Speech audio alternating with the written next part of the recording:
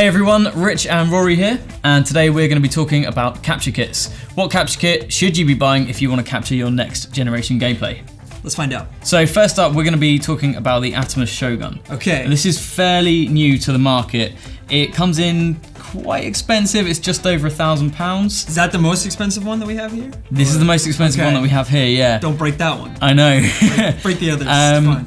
But it's really, really cool. So it can capture 1080, 60 frames a second uncompressed video, which is really good. And obviously there's a lot of games coming out which are 60 frames a second, so yeah, it will be good for that. It records directly onto SSD, which is this. It comes in a little caddy here. It comes with the adapter, right? The USB adapter that you need to... Yep, so this is also a kind of a little caddy station, so you can pop your hard drive in there and then transfer your footage to your computer and edit. Editing is another point actually, which is quite good because it's got a ProRes codec and an Avid DNX codec on there as well. Wow. So depending on what you're going to be using to edit, hopefully not Avid. Got your options. The other thing that's really cool about it is that it can go up to 4K. Which, you know, the further video games are developed, the better graphics you have, people are going to be wanting to see these games at 60 frames per second and filmed at 4K. Exactly. So what's interesting about this is it's not actually built as a game capture device. It's a field recorder. So for shoots, basically. So you hook this up to your camera and you've got a 7-inch touchscreen monitor that you can see all your footage on. It seems a bit more like a tablet, like a little bit more developed than maybe some of these other ones that are just on the basis, or like the Elgato is marketed purely as a device used for capturing video games. Yeah, exactly, yeah. And you can really tell that as well. On the back here you've got SDI in and outputs as well. So the way this actually works is it's got a very simple HDMI in and out. Yeah. So you can just hook up your PS4 straight in there and then hook the out up to your TV. Much the same as any other capture kit normally. But to kind of get this uncompressed quality, you normally have to go through quite a lot of effort to get it working, and we'll go through some of that in a second. What about my Nintendo 64? Can I? You can't plug it in. That is 4K not compatible. capture of Pokemon Stadium? No, unfortunately not. No, not yet. Anyway, we'll have to well, then you know what to work for on that. now, guys. Yeah, we'll get Nintendo on it. The other really cool thing about this is it's got an audio line in. So it comes with this little cable here. Yes. And then that plugs in here. To monitor the audio of the input? Well, actually, this actually allows you to connect a microphone up to this unit. Which means that you can record commentary as you're playing a game. You're going. That's great. That is a very cool unit, and I really like that one. Yeah, absolutely. But going on to some others, this is the Atmos Star. This is actually the same company that made the Shogun, but it's a little bit different. It's a very small device. It doesn't have a monitor on it, which is a bit of a downside. Stripped back, a little more. Yeah, but this actually captures 1080, 30 uncompressed, which is really good. It's impressive. But as I say, you can't monitor it. But the upside is it's £225. Which is a big upside. So that's about a, what, £800 difference we're looking at here? Yeah. That's a big difference. Yeah, exactly. And then this just captures straight onto compact flash card. Compact flash, okay. So readily available. It's not going to break the bank, this one. If you do want to kind of capture really high quality footage, then this is probably one of the ones to look out for. Number 2. The only issue is though, the HDMI in and out are mini HDMIs. Yeah, that's so you're gonna have to get some bespoke cables for those, which aren't expensive. I mean, Amazon, I've had to buy them before. You can get them for relatively cheap, delivered in days. So this is the Samurai Blade. This is the predecessor to the Shogun, really. This is the one that we had in our office before we got the Shogun. This is a bit different. So it's quite cool in that you've got the, I think it's a 3.5-inch touchscreen. Yeah, here. We used this one before on couple screen caps, playthroughs, things like that.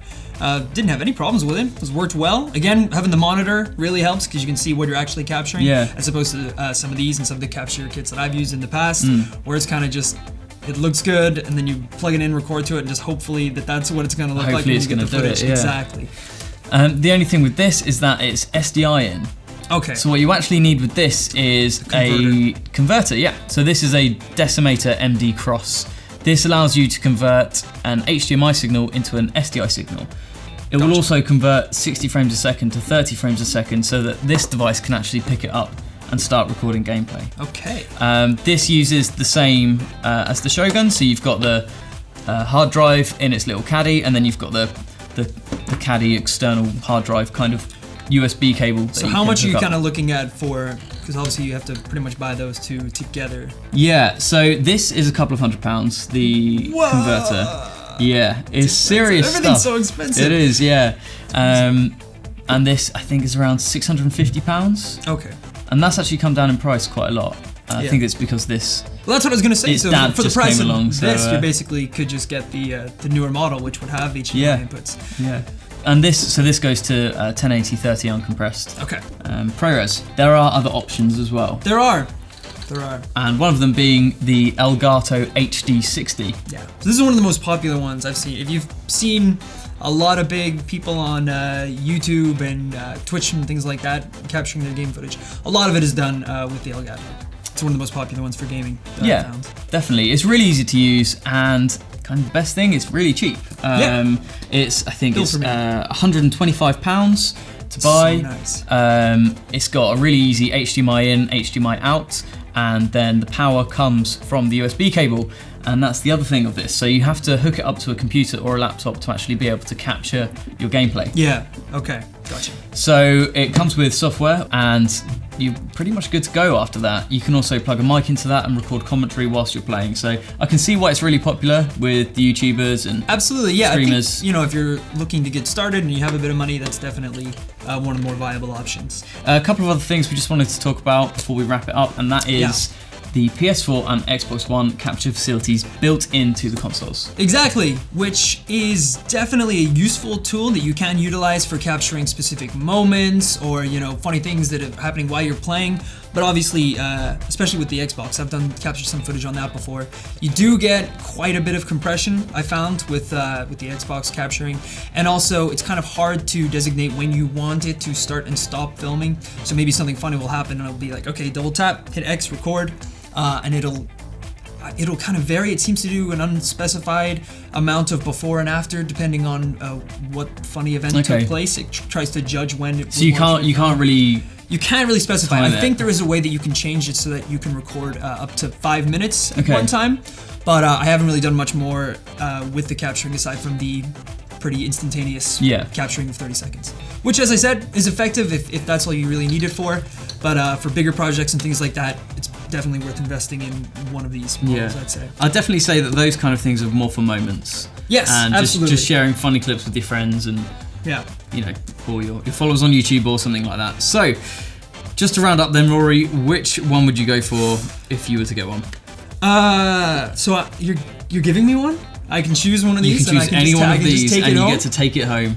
I would definitely go for the high-end model. But, of course, thinking realistically, I would go for the Elgato, just because of its, backlog, its support, and especially the price. Having an HDMI input and output would definitely serve a lot of the purposes for what I would be using it for. So I think that would be my choice. Definitely, this is a really good little unit. I'd have to say this is my favourite at the moment. This has saved us some sticky situations over the past few months, but for all your capture needs, stick right here on IGN.